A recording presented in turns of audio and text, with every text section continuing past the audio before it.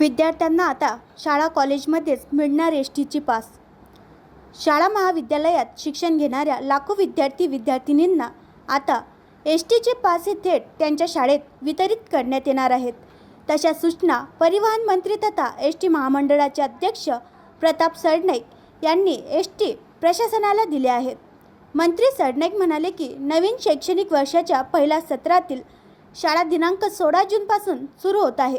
घरापासून शाळेपर्यंत जाण्यासाठी शासनाने विद्यार्थ्यांना एसटीच्या माध्यमातून 66.66% इतकी सवलत दिली आहे।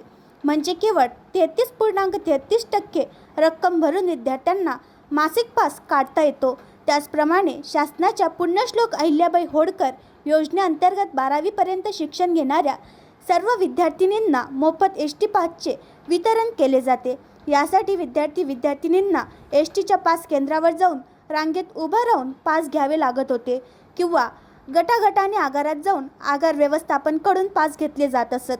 आता विद्यार्थ्यांना पाससाठी रांगेत ताटकळत उभे राहावे लागणार नाही। शाळा महाविद्यालयांनी पुरवलेल्या यादीनुसार एसटीच्या कर्मचाऱ्याकडून त्या विद्यार्थ्यांना आणि विद्यार्थिनींना त्यांचे एसटी पास थेट शाळेत देण्यात येणार आहेत।